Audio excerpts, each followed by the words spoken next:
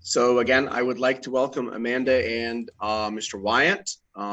We are actually doing a special presentation about nailing a successful interview. We have our special guest here, Amanda. She'll talk to us about her office, also our senior career advisor and coordinator, Mr. Wyatt.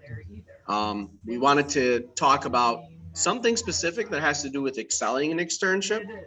And the important thing was to kind of pick a topic that a lot of us talked about during our last advisory meeting, which was the interview.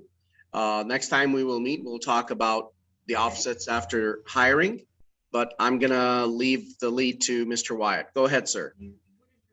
Okay, it looks like we did just have a student Zatia. join us. So, yeah, so, all right, good morning. So my name is Matt, as Dr. Riyad was saying, and I am the Senior Career Services Coordinator here at our Madison Heights campus of Dorsey College. And there is my email on the front page. We're going to talk a little bit about interviewing this morning.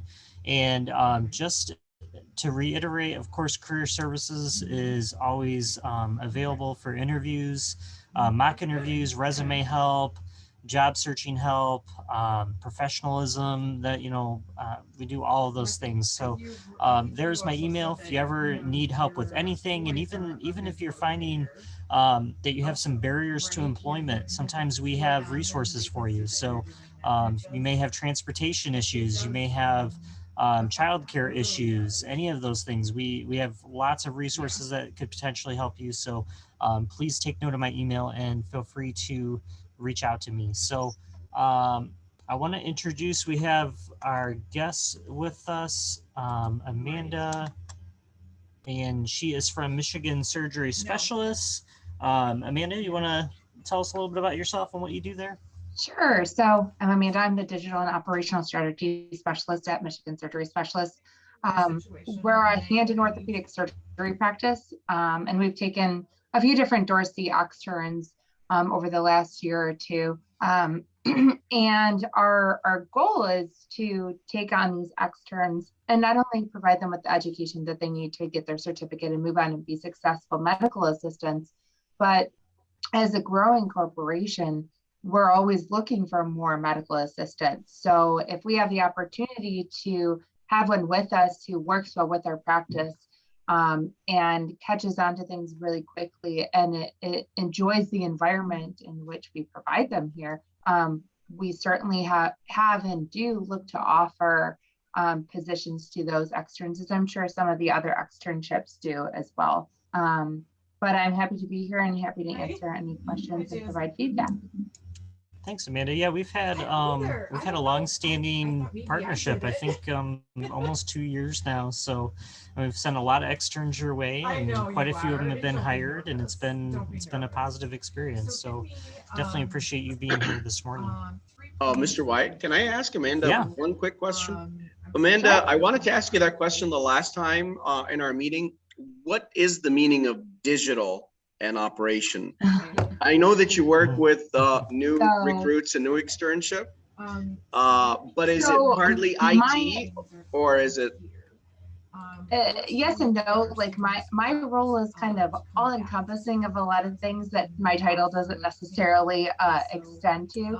The digital part relies more on, I do a lot with our social media, our websites, our Google listings. Got it. And analytics-based things with those, and tracking referrals from referring providers, tracking how blog posts do on our website, because I write our blogs for both our website as well as our therapy website. So what are our patients or potential patients researching most about, and then gearing new topics towards their interests.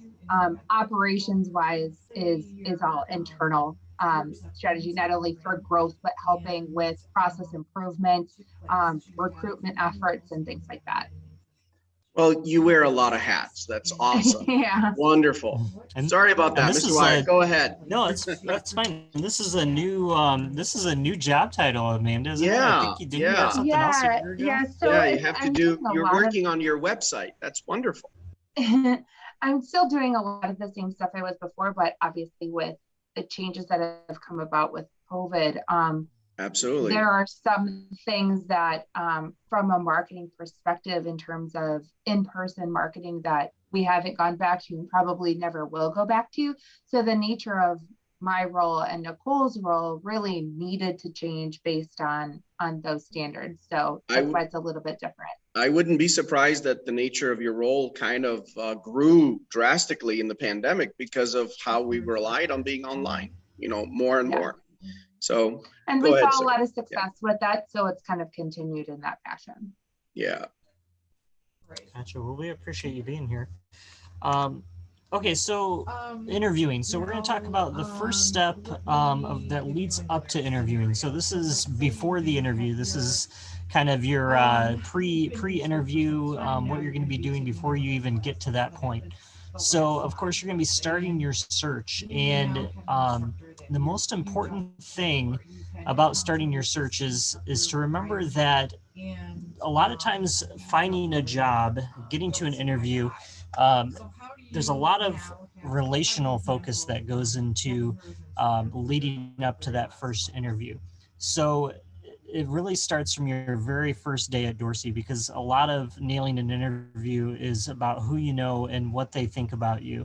And that really means being kind, being professional, having a willingness to learn from your very first day that you set foot on Dorsey's campus, because your instructors, they're going to be a great reference for you someday, and really you never know how your first interview is going to come about. It could be a lead from an instructor, it could be a lead from a classmate, it could be maybe we have a guest speaker in your classroom someday, it could be a lead through me, but all of this is networking and relational. And depending on your instructor's perspective of you or other staff perspective of you, you may or may not be recommended for the interview. They may know of a position that's open, and they may think of you right away and say, hey, yeah, this person's great. They always have a smile on their face. They're always willing to learn. They show up. They're on time. Or maybe those things aren't true, and so you don't get the recommendation. So it's very, very important that from day one, you make sure that people have a perspective of you that is a perspective of you being someone who is professional, reliable, having a great attitude and willingness to learn. There is this idea out there of, it's called 6 degrees of separation. And the idea is that you and I are only 6 people away on average from knowing somebody else. So, and really the whole idea started with, thinking about celebrities, that you're only six people away from knowing a celebrity. In this picture here, the Pope is the example. So you and I are, we know somebody who knows somebody who knows somebody who knows somebody who knows somebody who knows somebody who knows the Pope. So you're only six people away from shaking the hand of the Pope or somebody famous. So if you think about it, the same is kind of true for potentially for your first job. So you may be 1 or 2 people away from knowing somebody that has a lead for you, an opportunity for you to interview and get that position that you've been looking for. So the point of this is it's so important to treat everybody that you come in contact with respect, to have an attitude of professionalism everywhere you go that's consistent, to not burn any bridges, because you really never know who is going to be a part of your life, who is going to be a part of your career now or later down the road. I think I used this example last time we did one of these. So Amanda and I actually went to the same high school together, and we didn't really know each other back then, but it's just kind of one of those things that made me think, you really have no idea who you're going to be interacting with down in the future. I mean, Amanda, that would have been, I hate to say it, like 20 years ago now, but but you really never know like who you're going to be interacting with, or who may have an opportunity for you. So it's so important, again, just to have this attitude of professionalism with everybody that you create a network with. Dr. R, you want to add anything to that? Yeah, well, first of all, I love this 6 degree of separation. I think I heard it before, but I love being reminded about it today. That's an awesome point, Mr. Wyatt. The other thing about burning bridges, and I'm sure Amanda will agree. Um, I've always hoped that when you work in a place, you are professional as much as possible, learning, always giving that attitude of I'm part of the team, I want to learn more. But if there's a time when you want to grow and you want to leave a place, you always want to leave the doors open. Because again, just like what you're saying, you don't know what will happen in the future. You would know who you will meet, even as you grow. So you wouldn't want to burn these bridges at all. But actually, you would always, and this is something I even, I was, funny enough, I was just talking to my daughter because she's kind of like in the search of a part-time job while she's studying. And I told her, you have to respect the place where you are and give them due diligence before you leave. Just don't drop the mic and kind of, okay, I'm out of here. No, you have to always keep the doors open, always leave professionally, and always be honest from the beginning, because they, just like what you just said, every place remembers, and it's always a good thing when you come back. They're happy when they see you again. So I just wanted to add those 2 cents, but I love Yeah. that idea. Absolutely. I try to really hone that in with our externship students too, especially, you get these externship students that go to these larger healthcare organizations. So Beaumont, for example, you get a student that goes to Beaumont.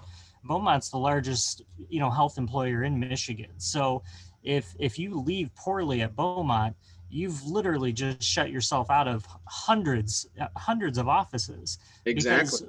Because, what's going to happen is you may not like the current Beaumont office that you're at, but a few years down the road, you may find another location that's a Beaumont affiliate and you want to work there and you think it's a great, fantastic place to work. But you go to apply and HR sees your record and they see that, when you did your externship, you did poorly and you left weren't poorly. optimal. You left Yep. with a bad attitude. Absolutely. And now you can't get in. So it's so important to have a good attitude. And I think a lot of jobs come from who it's a recommendation, it's a referral, it's somebody else that is already in the field opening up the door for you. I don't know. I mean, I know I've had a couple of jobs myself that have been that way. I've gotten them because of who I knew. That really gave me a foot in the door. So super important. Another thing that you can do while you're searching now is to find your own externship site. So of course our students have their externship is at the very end of their program, right when you're getting ready to graduate and start your career. And I have a list of tons of employers that are looking for externs. I mean, the calls are nonstop. We wouldn't have any problem sending anybody to an externship site. But if the student takes the initiative to do that on their own, if they stop by the office, if they call the office and they say, hey, I have my externship coming up, I don't know. I think that's more impressive. I mean, Amanda, what do you think? Would you find it more impressive if I tell you, hey, I've got a student that needs their externship, can they do it at their site? Or would you be impressed if a student showed up at your office a couple months beforehand and brought it up themselves? I definitely see that as taking more initiative on their end. Not that we certainly don't look down on any extern that comes to us from your recommendation or another career service representative recommendation. But even if you send us a bunch of externs, or you give our name to externs and they reach out to us on their own, it does show a lot, and it shows initiative, and it shows that this is a place that they want to come to, because why would they be calling us if they don't want to come here? Right. And certainly keeping an open mind throughout the externship process, no matter where you go, is always going to be beneficial, not only to potential employment afterwards, but really just your education during your externship. You never know what you're going to come across. Yes, maybe doing paperwork isn't what you thought you would be doing, or something that you want to be doing during your externship, but there may be some days that you need to do paperwork, but that's also what comes along with being a true medical assistant and really encompassing the role. And us as an employer look at that going forward. If you're difficult during your externship, you might be the most skilled medical assistant and know everything. But if you're difficult to work with, we're not going to want to hire you afterwards. And we're not going to want to recommend you to another company afterwards. And much like you were saying about burning bridges and things, within healthcare, even though it's so large, everyone is kind of connected and everyone knows everything. Right. Exactly. Even if you're working for different practices versus working at hospitals versus working at nursing homes, they're all very different. They have their different rules and their different types of regulations, but they're all intermingled. So a Beaumont employer may see that someone did their externship with us and say, oh, we have a great relationship with that practice. Let me reach out to them and see how this extern did. And we would be likely to tell them the truth because they're a referral source of ours and we want them to have good care and want their patients to have good care. So if you're a great candidate, we'll tell them that you're great. If you are a bad candidate, we would tell them that too. So yeah, any sort of additional effort, whether that's going out to find your own externship or doing extra work or putting your best foot forward during your externship, always makes you look better. Yeah, it's kind of it's like a big field, but also a small world at the same time. So many of these, doctors and office managers, and they network with each other. They know each other, and so your reputation is so important. Again, going back to that, you want everybody that knows you to be able to say good, positive things about you. Super important. So thanks for adding that. So, another good resource for you, of course, I have to plug this in, as Career Services. We get tons of leads, especially right now during, coming out of the end of the pandemic. There's a lot of employers looking. So the leads are just endless right now. There's never been more opportunity in the healthcare field, I feel like. I have tons and tons of leads. And that, that of course gives me the opportunity to send your resume to, I'm also somebody who, I'm honest when employers ask me about students. If I know your grades, if I know your attendance, Dr. Riyad, I go to him all the time. Hey, tell me about this student. Are they reliable? Do they have a good attitude? I'm honest with them. So again, it's such a relational reputation thing, networking with other people. If I may add ahead, as Doctor. well, Mr. Wyatt, and we take this honesty really, really seriously, and we can talk, me and Mr. Wyatt, about like a certain student or somebody that we're nominating for a place, and he can witness that. Sometimes we say, I don't feel that that's going to be a probability, or sometimes I'm going to say, oh, absolutely, I'll be the first to recommend. And this can be taken from the student side, getting to prepare for their interview, getting to prepare for their externship, in the networking side. If they're networking and if they're doing their due diligence in class, they're showing up in the Zoom meetings, if they're talking to their instructor, if they're always, the instructor can actually see them. Sometimes, I'll tell Mr. Wyatt, honestly, this is a student of the pandemic. We've been Zooming, and I don't recall the student. Maybe I can look through grades, but and this is something that the students have to kind of think about beforehand as part of the networking thing. You have to be visible. You have to be seeing your instructor seeing you and having that face-to-face, online communication. Yeah, and externship too, kind of going back to that for a second. The number one, honestly, I feel like the number one difference maker in a student getting hired from their externship is attitude.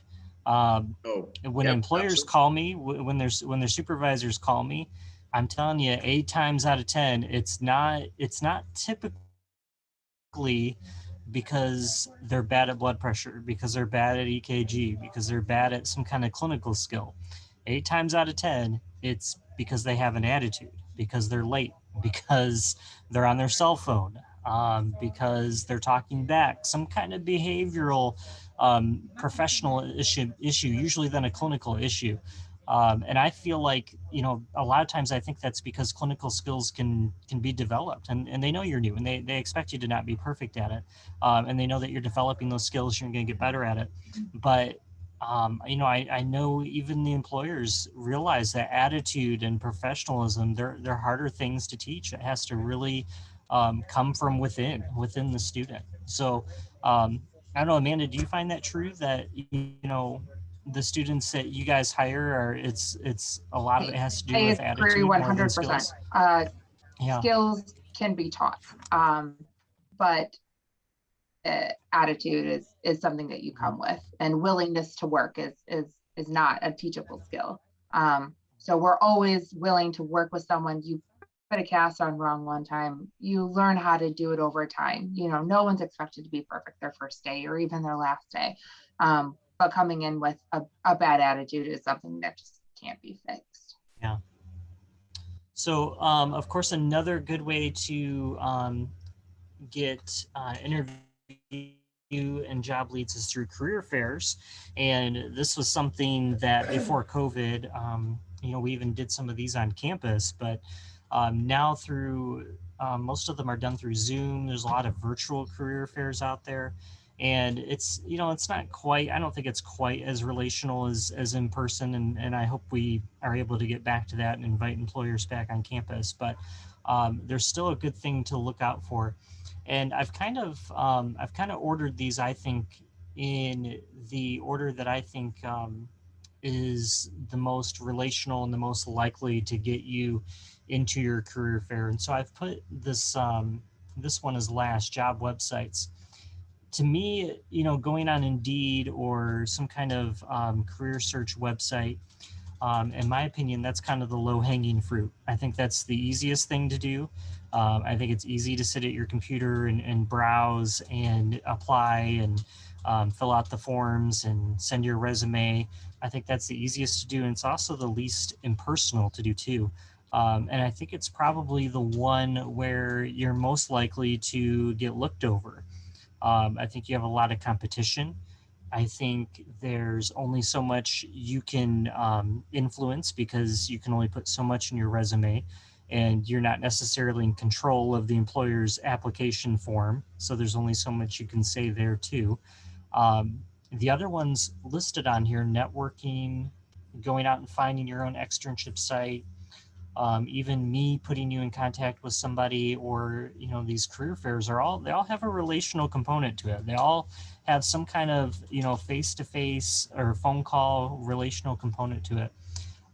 The other one, job websites, again, it's a little bit more impersonal, although I think it's probably the one that people end up doing the most, just because it's easier. So I guess my advice would be to really put yourself out there and go for the tougher stuff, the more relational ones. Mr. White, can I ask Amanda a question regarding that part about the the online application? How long, when you put an ad online, Amanda, do you honestly go through the resumes that continue to come? Like, is it the first day, the first 3 days? And it kind of came to my mind because you're handling that hat in your work as well, because that's what you partly do. So is there like a certain time? Because a lot of times you go into Indeed and all that, and there's things for like 30 days and more. So what is your take on that? So while I do assist with some of the recruitment efforts, we do have an HR that does all of the postings. Okay. I can tell you that our positions tend to be frequent, and it's not always that people are leaving and we're looking to replace them, but we add new locations, we add new doctors, we add more hours, so we're continuously growing.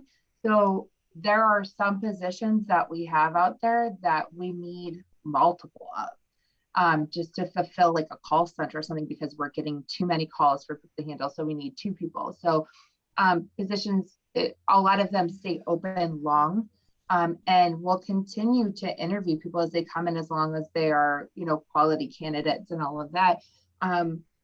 But I do think that sometimes they get overlooked when it comes to an online listing, because it may be open for 30 plus days, but it's because we're still looking for more people.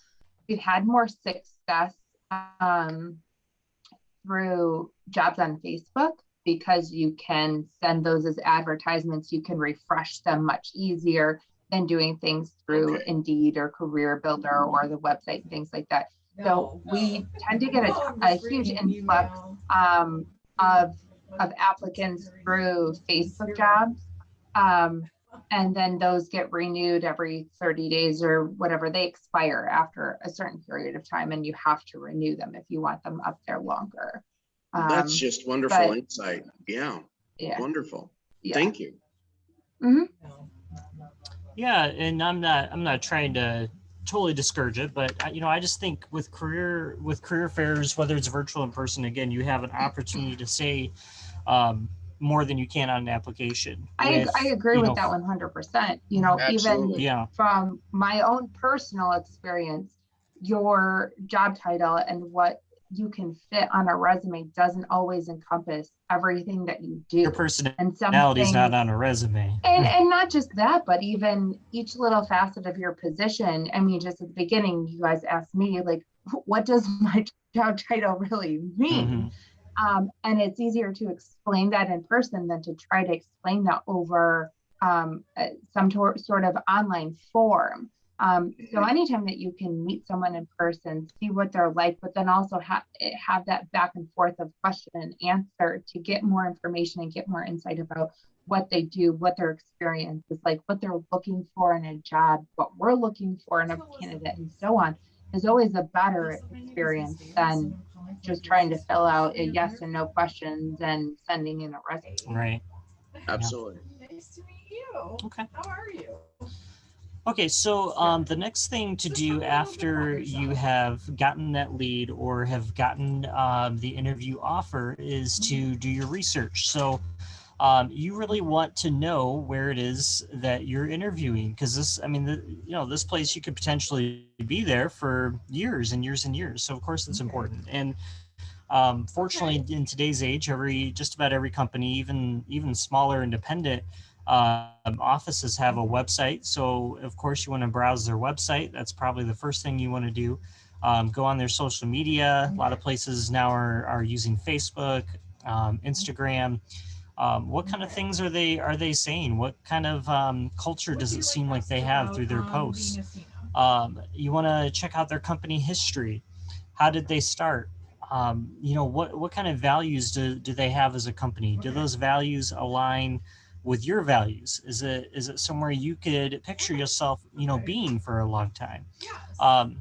It's also, I think, super important to do this research and remember a key fact or two to take with you to your interview. So, for example, when I got the offer to interview with Dorsey, that's one of the first thing I did. I went on their website, and anybody who works for Dorsey now knows that Dorsey has been in Michigan in business for over 85 years. That's something that comes up at every single business meeting we have. Any publication that's out there, you'll see that about Dorsey, that we are the longest standing technical college in Michigan. And so that was a fact that I took with me to my interview. Because you're going to get asked the question, why do you want to work here? Why do you want to work for Dorsey? Well, one of the reasons I want to work for Dorsey is because they've been around for 85 years, and any company that's been around that long obviously is a good place to stick with. You could say something along those lines, but it's always good to be able to take with you a fact or two that you learn to be able to impress the employer. And it just shows that you're serious about it, that you're actually interested in this place, and it's not just another place to you. So another thing you want to do is Google News. Research, type the company name into Google, click news, see if you can find any news articles about them. A lot of places you probably won't. Some of your larger places, again, I always go back to Beaumont, Ascension, those kind of things. You're going to find tons of news articles about. Probably most of the ones right now for Beaumont probably have to do with COVID or vaccination or something like that. But look for those news articles. And is there any news articles about the impact they've had on their local community? Is there any news articles about corporate decisions, policy changes, finances? Does it look like, does it look like the company is headed towards success? Does it look like they're getting a lot of criticism? Those kind of things you want to research. Another thing you want to do is, of course, ask around, ask family, ask friends, ask people you know that have worked for this place, who have done business with this place. But the key here with this one, and I tell externship students this because sometimes I'll place an externship student at a site and they'll say, oh, well, so-and-so went there and they had a bad experience. So-and-so went there and the supervisor was mean, and the coworkers, they were bad. We didn't get along and that kind of thing. And so I always say, ask around, but don't believe everything you hear. Find out for yourself, okay? Your perspective of the environment and that place and that supervisor and that coworker may be very, very different than a friend's experience. So ask around, but sometimes you have to check it out for yourself. And the last thing I would say for the research portion is I encourage students to go to every single interview that you're offered. And there's a couple reasons for that. One, it's practice. It's practice doing an interview. That's the only way you're ever going to get better at interviewing is by practicing it, by doing it. It's just like public speaking. Some people are so scared, so nervous about public speaking. And of course, the number one way of getting over that fear is to do public speaking. That's how you're going to get more comfortable with it. So go to every interview, not just so you can practice and get better at it, but going back to that networking that we were talking about earlier, even though this place you're interviewing at may not be the right place, they may have another opportunity for you. And I've seen that happen. I've seen students go to interview and the interviewer literally tell them, hey, this isn't the right place for you, but I've got a friend who runs this business over here and I think you'd be a great fit for them. Let me give them a call and set up an interview for you. So Mr. Wyatt? even if you think it's a place you don't want to be at, don't skip the interview. Yes, sir. I was going to ask you regarding that. Do you recall what was the discrepancy that interviewer picked up on the student? Was it the experience or what they wanted to work in? Do you remember on that example? I think that one was more of like a full-time, part-time kind of thing. Okay. I think the student wanted to work part-time and the place wanted full-time, and Okay. but the interviewer really liked the student, really liked their attitude, their professionalism, their experience, that kind of thing, and felt like they deserved some kind of opportunity. So they shared the information with a friend. And Amanda, are you able to pick up on the research part when you sit with a new, whether it's an externship student or a person that you're going to be hiring? Do you pick up on that research that they read about your company, read about, where they're going, how many doctors, all that stuff?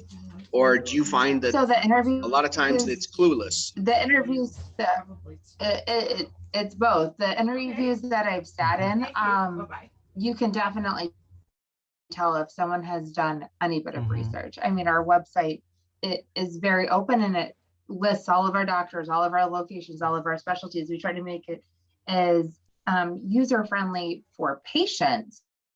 So anyone looking to interview with us that's looking to do any kind of research should be able to easily see at least something.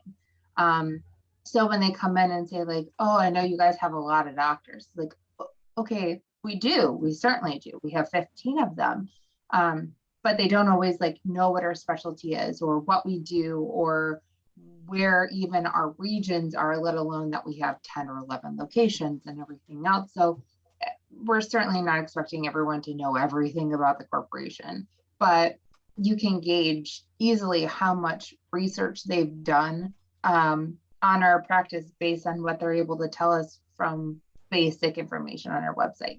You can't tell us that you know that we're a hand and orthopedic surgery practice as opposed to internal medicine or family practice. You probably didn't look very hard.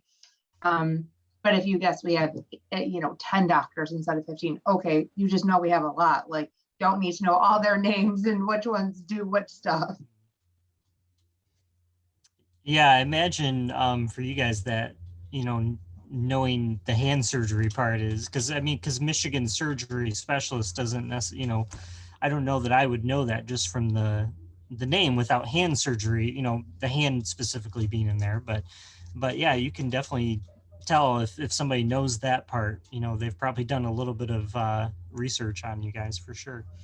Dr. R, anything you want to add to this little No, section here? I'm listening and I'm enjoying it. Go ahead. I'm fine. Love this. Okay, good. Okay, so this is a little bit of preparation before the actual interview. So far in this workshop, we haven't even actually gotten to the interview yet. So you can see how much work, you should actually be putting into just to even prepare for the interview. And you see that it starts from day one of, your first day at Dorsey, from having that good attitude, consistent attendance, all of these things factor into your future career. So we've not even gotten to the actual interview yet. So here's some more things that you need to do to prepare. When you get the time for the interview, you need to come in with the mindset that being on time is late for the interview. You want to show up a good 10 minutes early. Okay. You want to look eager. You want to give yourself enough time in case you get lost, in case there's construction, any of those things. Leave way earlier than you think you need to leave. Make sure you get the exact address of the place. And I have a perfect example of this. So my interview here at Dorsey Schools, I had never been to this building before, and it's a pretty good sized building. And I didn't know exactly which part of the building my interview was in. So I went down to the very end of the building that says Campus Support Center. And I didn't know anything about this back then, but turns out that's essentially our headquarters. That's our corporate office of Dorsey. Corporate office. And not part of the campus, but the corporate office. And that's not where I was interviewing. Mm-hmm. I was interviewing about three or four doors down from that. And so I walked into the corporate office and asked for Tammy, my supervisor, and the person at the front desk wasn't exactly sure where they were, and basically, pointed me to go a couple doors down. But because of that, I could have easily, now luckily I allowed myself enough time, but because of something like that, I could have easily been a few minutes late to my interview and totally missed the opportunity because I didn't know exactly what part of the building to go to. Every building's set up a little bit different. So you want to make sure you know exactly which part to go to. Is there a suite number? What floor is it on? I mean, you have to even account for things like you might get there and the elevator might be broken. Now you have to go up 7 flights of stairs. So you always leave yourself a little bit of room for the unexpected and know exactly 100% where you're going, who you're asking for, and get there early. So another thing that is important to keep in mind is mapping out how to get there. We all know right now it's construction season, and when it's not construction season, it's winter, and neither one of them are fun to drive in. So always find at least 2, if not 3 ways to get to the office. Map it out, look at different routes, see what roads connect to what, know what roads run parallel to each other, which roads cross over, where can you go in case there's a road blockage, in case there's a traffic accident, in case there's a big backup, any of those things. Always have 2 different ways you can get there. Okay, you want to make sure that you obviously have plenty of gas in your car. You'd hate to not get to an interview in time because you have to stop at the gas station to fill up because you didn't do it the night before. So make sure that you have plenty of fuel, and that includes fuel in your personal tank too. So meaning eat a good breakfast, be energized. Don't come to the interview distracted because you're hungry. Drink coffee like Dr. R is, so you'll be awake and ready to All go. the time. Get caffeinated, so you'll be energized, right? No, but it's super important. I mean, hunger, it can be such a distracting thing. So, and you don't want to be sitting in the interview and your stomach is growling. So, make sure you fill up both your gas tank and your tank with a good breakfast. Have your resume printed out and have it on nice business paper. When we print out resumes for people here to take to interviews, we put it on business paper. We put it on good quality, thick paper. Don't just bring it in on a white sheet of paper. Put it on nice paper, put it in a binder or a folder, something that looks presentable. And that is, not only for the employer, but for your reference too. So you can look back on your own resume, because some of the questions they may ask may be related to your resume. You want to make sure that, of course, you're well dressed and that your clothes are ironed. And I say that from personal experience of, waking up and having an interview and having all the dress clothes, but the dress clothes are not ironed, they're wrinkled. You want to make sure that you look presentable in that way. I don't know, Dr. R, you got anything you want to add to this, or Amanda? I was going to ask, actually, Amanda, how much wiggle room do you give a new employee or an externship student regarding arriving on time or a little bit late, maybe looking a little bit disheveled, not as professional as you would imagine in your interview? How much wiggle room would you? Okay. If you're late, but you call ahead because you got a flat tire on your way or ran into traffic or went to the wrong office on accident, and you're honest with that and you're upfront about that, and call, with enough time. So if you're calling at the time that your interview starts to say that you got a flat tire, 10 miles away, there's no way you're going to make it in here on time, like even if you didn't have a flat tire. So, but if you're calling a half hour ahead because you're 5 miles away and the same thing happens, it's totally understandable. You would have been here more than with enough time and all of that. We take a lot of that into account. You're showing initiative. You're letting us know that you still want to be here, that this is an accident that happened and you're remedying it and that you're on your way. But we have a huge issue with no call, no show interviews. So Absolutely. once someone's 5, 10, 15 minutes late, even if you show up, we're just assuming you're not coming. And if you're going to be, 15 minutes late to an interview, what are you going to be late every day when you come to work? So usually there's like a 5 or so minute swing, but anything more than that starts to, really affect your likelihood of even continuing with the interview process. Mm-hmm. Again, unless you've been upfront about an issue that you had along your way.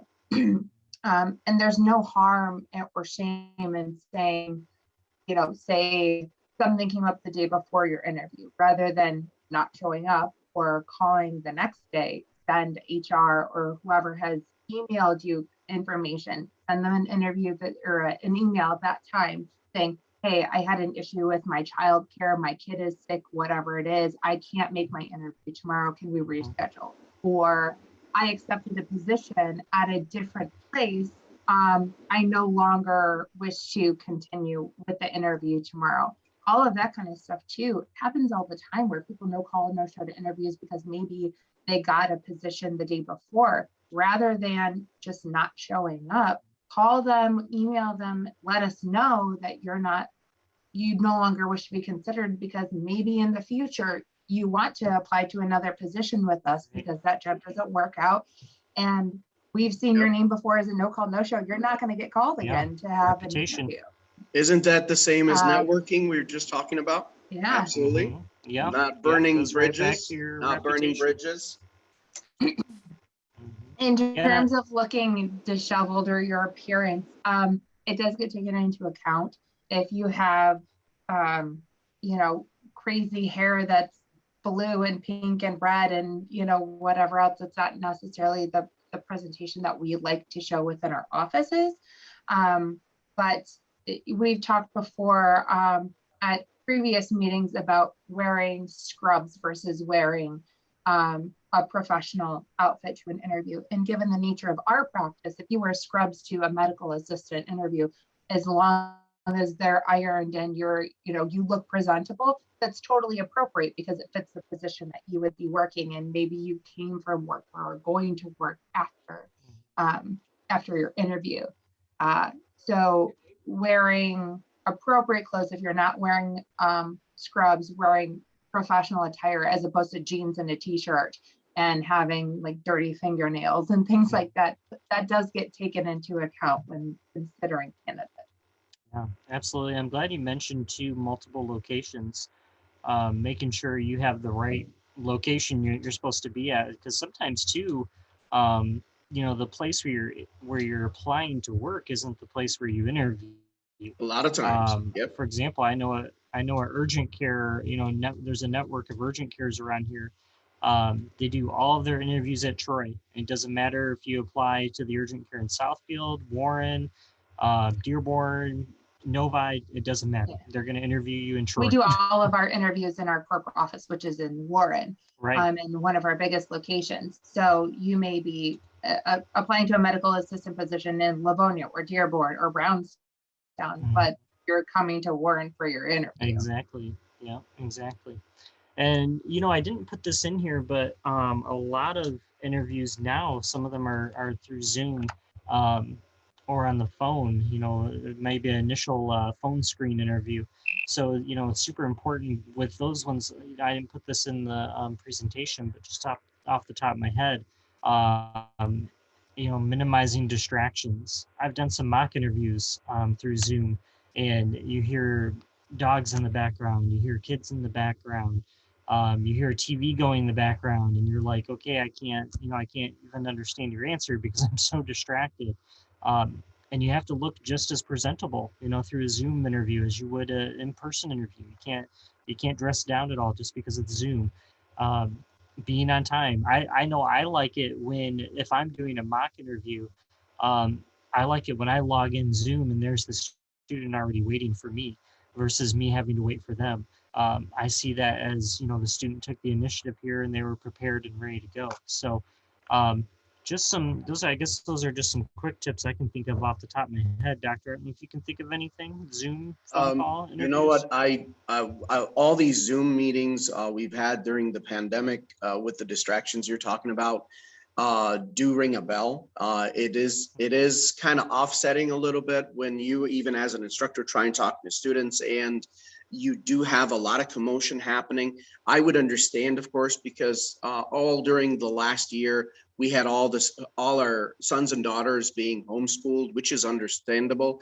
But when you're prepping for an interview and it's like a one-time thing and it's like your only shot that you can get to make that first wonderful impression, I want to always push our students as well as new employees to by making it special, try to pick a place where you're the only one there. You know, it's all quiet around, even if you have to plan who's sitting with who, you know, in a quiet place. But I totally agree. Yeah, I've seen, you know, a couple other things I can think of. I've seen students try to do mock interviews or meetings in their car while driving. Yeah. And you also have to think about okay, we're not going to do this.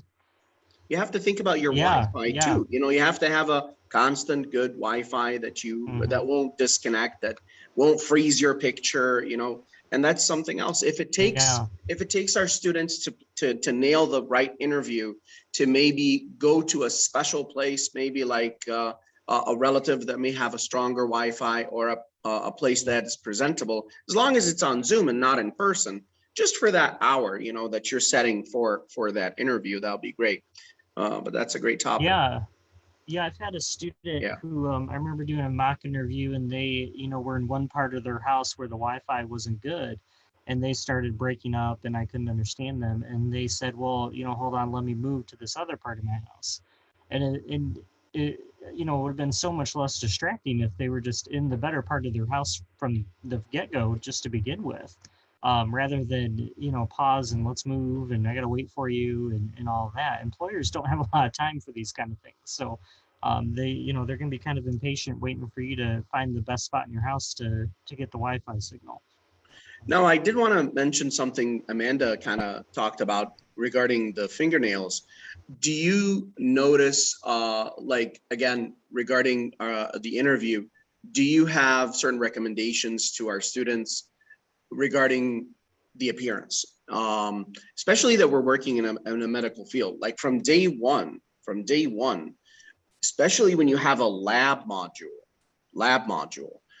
from day one, our dean, I remember when we were on campus, our senior dean, Miss Williams, would walk through the aisle. And on day one, especially with these lab modules, and if she picks up anybody with their hair down or long fingernails, in with slippers, not, tennis shoes, something, their uniform on, it's ironed. And I remember she would say, we're prepping you for the real world. You can't arrive at your work. How are you going to put on a glove? How can you maintain that it's sanitary, that you're not carrying any pathogens, anything under your nails, all that stuff? How about your hair? So what do you think, Amanda? What do you see? And would you feel that would cut short the interview, at least the appearance, certain things in the appearance? Yes, it doesn't necessarily cut short the interview, but it will definitely deter you from getting hired. I've sat in interviews where people look very presentable, even if they have long nails, they have their hair down, like, okay, they can put their hair up, they can change a couple things as necessary, whatever. But ones that are hard to get through, or people coming in with body odor. There's no way that you can politely tell someone that. And if you're going to come to that smelling badly to an interview, you're probably going to show up to work like that every day. That's not an environment for our other employees, let alone our patients and doctors and staff. If you're dressing professionally, wearing like high-heeled shoes, but because you're wearing a suit or something, okay, that's understandable, versus wearing scrubs, but coming in flip-flops and open-toed shoes in that fashion, well, that's not work appropriate. So that's certainly not interview appropriate. All of those kinds of things are taken into account. It's not like we have a checklist in our head, like check their fingernails, check their hair, check their pants, check their shoes, going down the list to see. But, sure. There are things that stand out. I mean, there have been people that I've seen, they have their hands on the table because they're holding the resume or whatever, and their hands are just dirty, and fingers, like dirt, legitimately dirt under their fingernails, like they were working in their garden right before their interview. Nothing about that is appropriate to come to an interview for. Mm-hmm. So again, it's not like we're trying to pinpoint certain things, but if it's an obvious standout thing, it can totally affect your interview. We're not pinpointing, but it basically kind of draws an overview of that person when you're in an interview, because it will draw your attention when you see it. So that's the most important thing. Absolutely. Go ahead, Mr. Wyatt. Okay, so I guess this kind of goes into this nicely. So dressing for success, as the saying goes, some appropriate items there for both men and women. And I kind of want to plug in here too that Career Services, we team up with JCPenney, and I believe it's twice a year that we do this, where our students get a special coupon they can use. Lately it's been online. It used to be an in-person event, but as of late it's been online. But you get a special coupon you can use to take discounts off of professional clothing, professional attire. So be looking for that. It's usually in the spring and in the fall, and it's just a really cool event that we have. And as Amanda was saying, some places scrubs are okay. We've been talking about that. We've been hearing that a little bit more from medical employers. As long as they're clean, as long as they're ironed, as long as it's, neat, fits appropriately, it may be okay. So that's, that's going to take some research on your part, to learn a little bit more about the company. And when in doubt, I guess I would say go with more of the traditional dress clothes. I will So, say to but that point too, if scrubs are typically not something that you would wear to an interview, if you don't feel like scrubs are the appropriate attire for the place that you're going, but you again are doing this interview right before you go to work or going right after work or on your lunch break, accommodations can be made. Always just come in and say, sorry for my attire, I came right from work, or I have to go right to work afterwards. People tend to be more understanding if you give some sort of explanation, as long as, again, they're clean, ironed, not dirty, and things like that. Employers tend to be a little bit more understanding as to why you're dressed in scrubs, if it's because that's what your work uniform and you have to go or coming from work. And if you say ahead of time, I would normally wear a suit, or I would normally dress more professionally, but again, work is in between this interview. It helps going forward. Mhm. One thing I Yeah, and I wanted to guess I add, would think more neutral colors. Oh, go ahead. no, I'm sorry.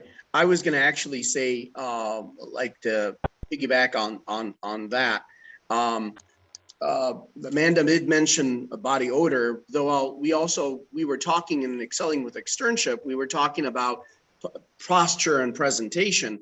How about the odor of smoking? And that's something else that can show up, one of the things Yeah. that I remember in our book, and I was kind of lecturing about it, if you are a smoker and it's an absolute must that you have to have it, just make sure that you give enough time, make sure your mouth and you got your fresh mints on, so that regardless of the fact if it's a small office or if it's a big facility that prohibits smoking, you do not want to go in with that whole big halo or aroma.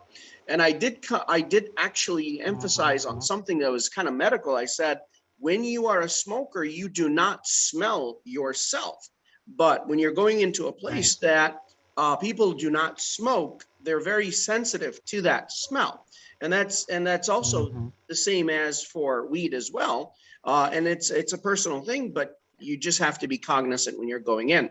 One quick thing, Jaleisha's with us. Jaleisha, if you can hear us, I don't see you on cam. Do you have any questions?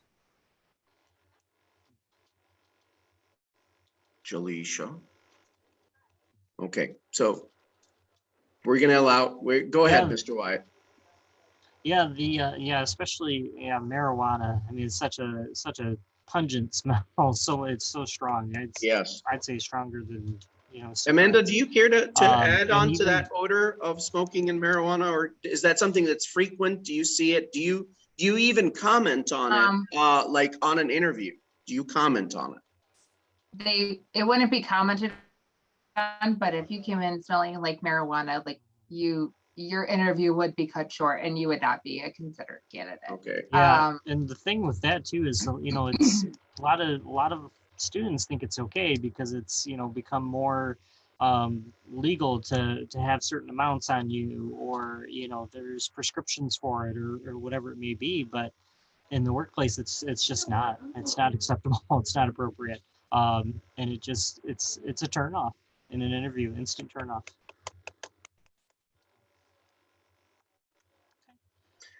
I think, no, this is the second to last slide, so we're almost done. Okay, so confidence is what you want to take into your interview with you. So we're just now getting to the actual interview. All of this stuff was preparation, and even this still has a little bit of preparation beforehand, but we start to get into the actual interview a little bit itself. So, I talked about career services. We have mock interviews. Again, I encourage everybody, please take us up on that offer anytime, because like I said, people get nervous, and the only way to get better at it is through practice. And once you've done so many mock interviews, then you're going to feel better about doing the real thing. Now we can't tell you exactly what every place is going to ask you. I mean, it all varies by place, but at least you'll have some practice in. And one of the things we like to do too is we like to have you practice with somebody you don't know. So you may have been talking to me for a while. We may be in communication. You know me pretty decently. So I'm going to set you up with somebody you've never met. So you get a little bit more of an authentic interview feel to it. Okay, so practice in the mirror. You know, practice with you. Listen to yourself. Record yourself. Video yourself. Look at your posture. Um, look at your hand movements. Are there things that you say over and over again? We all have these little, I guess you could call them ticks, where I'm sure if I look back at this recording, I'm sure I've said a million times. We all do that. We all, you say or people will end things with, they'll say, you know what I mean at the end. And they'll say that at the end of every sentence, you know what I mean? You know what I mean? You know what I mean? Pick up on those little repetitive little words that you insert. And again, we all do it. Not, it's not nothing to feel bad about, but it's just something to be aware of, that you do that whenever you are interviewing, when you're nervous.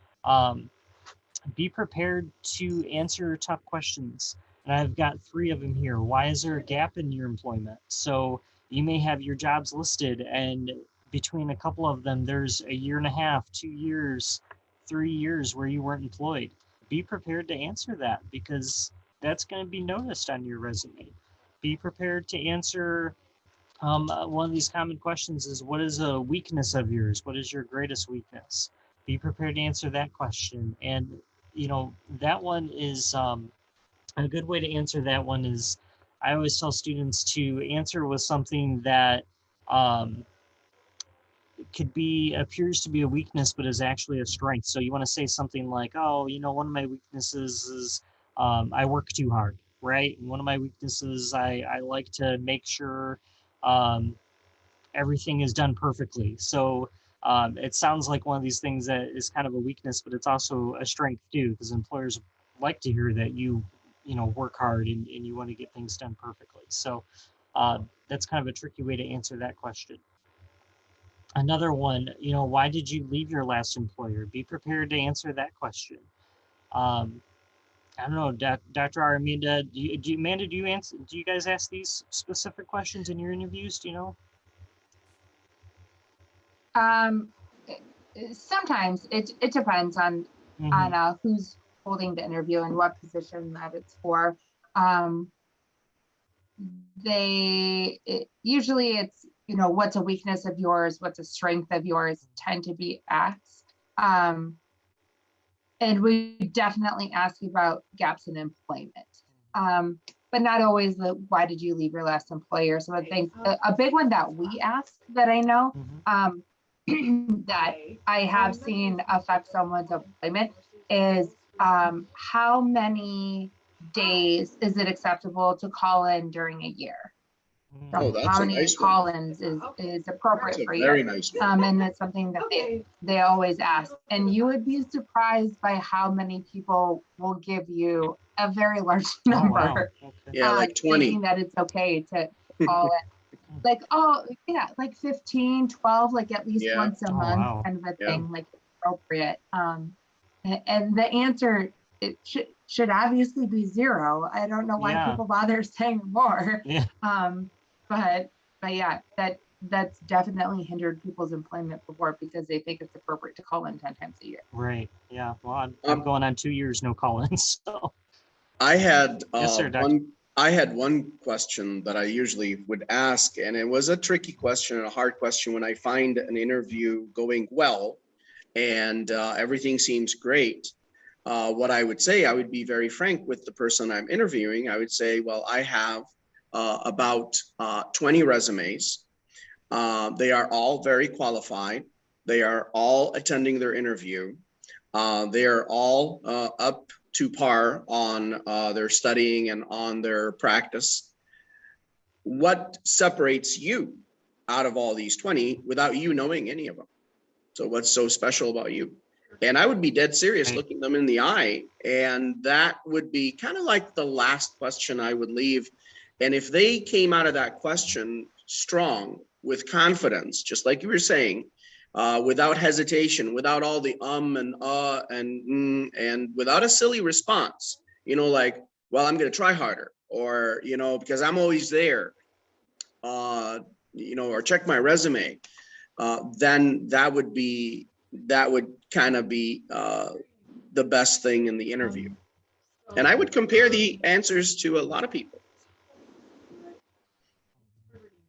Yeah, I think confidence and trying to turn these into positives. So Yeah. Now, I don't want to be what's your delaying Amanda too. Amanda, are you open for our time, or I don't want you to be, are we almost done, Mr. Wyatt? Yeah, we've only got one more. Yeah, I'm okay. I have a few more minutes. Oh, okay. Great. Yeah, so just keeping it positive. What's your greatest weakness? Well, it's an opportunity to work on something, right? That's a positive way to spin it. Why did you leave your last employer? Well, to pursue a better opportunity, something I'm more passionate about. Just trying to end that with something positive. And then the last thing I would say is on this slide here, to make sure that you have your own questions that you have to ask at the end. I know sometimes employers will invite you to ask any questions, and I think they want you to, because it shows that you're interested. It shows that you've done some research. So always have 2 or 3 questions in your back pocket to ask. But I would say don't ask about pay right away. Don't ask about pay in your first interview. I think that's a good rule of thumb. Yes. The only time I think pay should ever come up in an interview is when the employer brings it up.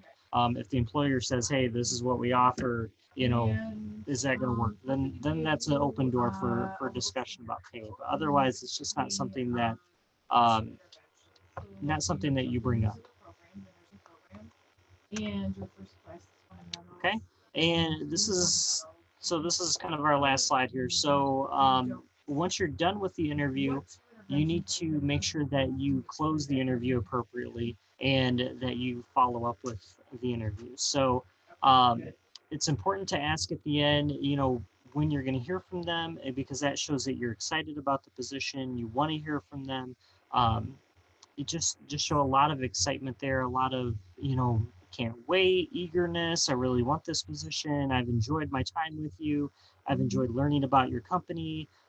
This seems like a place where I could really see myself, where I fit in.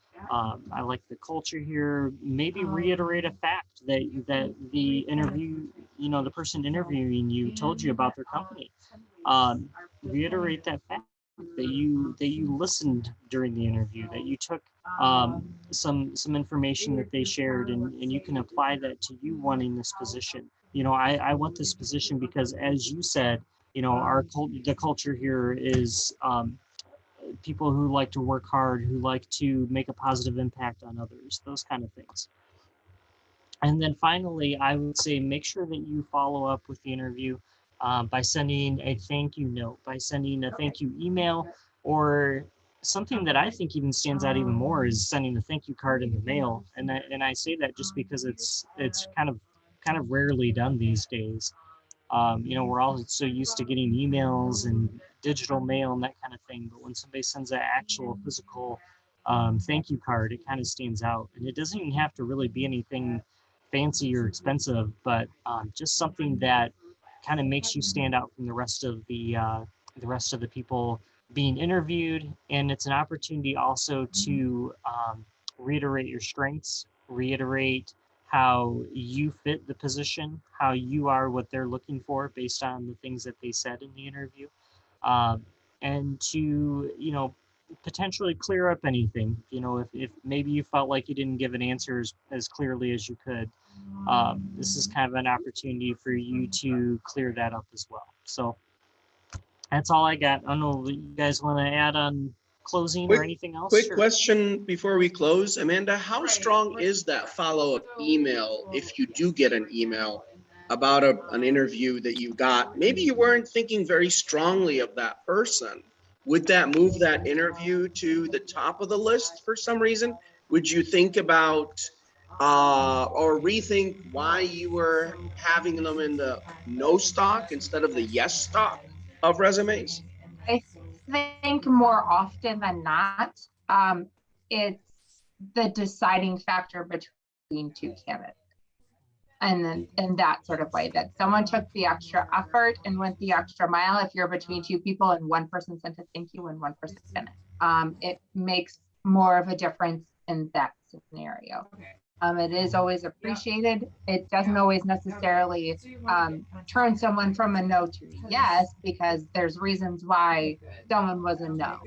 So sometimes the it no is could very Certainly strong. more solidify a yes. But yeah, if we're between like two people and someone went that extra mile to say thank you and please let me know if you have any follow-up questions, that kind of thing, it can easily sway that decision to their favor. Yeah, and again, it's networking. You know, it's reputation.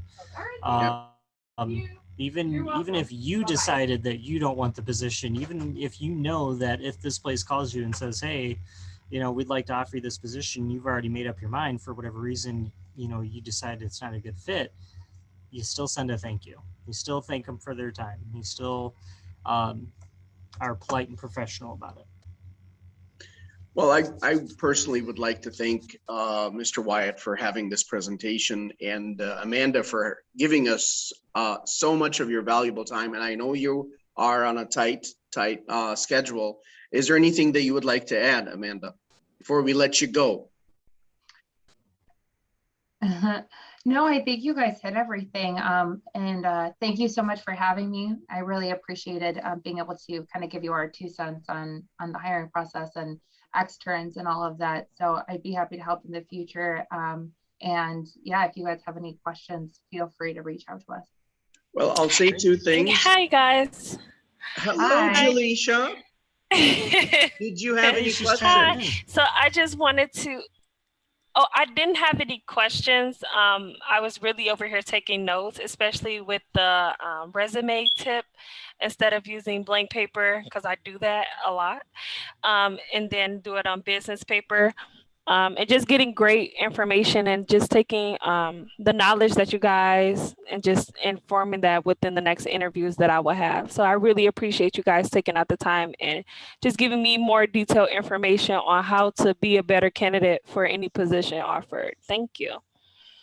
Absolutely. Thank you, Absolutely. We're Jaleisha. happy that We you're here. appreciate you having you. This Yep. is the this is the resume paper we use. It's ivory colored, 24 pound, but That's there's a variety absolutely of special. That's really nice.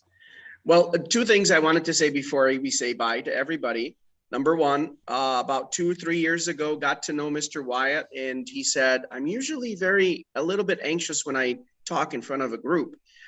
Every single time he talks, he grabs the attention of everybody. I learn something new every single time. And the groups have been getting bigger and bigger and bigger. So I do thank Mr. Wyatt very, very much for what he teaches us and talks about externship and counseling. That's a wonderful thing. The other thing finally, and maybe everybody would want that, I want to know who are the 6 people that I need to know to get to know Elon Musk, Jeff Bezos, and President Obama. Right. Yeah. Who are they? I mean, please and tell me how who to they ask are, for, and I would go to get to a know loan. them. Well, thank you very much, Who everybody. knows? I do appreciate that we all are here, and I hope that Jaleisha and everybody that listens to this learn a little bit about the interview. Thank you, Amanda, for taking our time. Thank you, Mr. Wyatt, for joining us. I appreciate you all. Yeah. Have a nice time, everybody. Have a nice day. Thank you. Thank you. You guys too. Bye-bye. Thanks so Great much. day.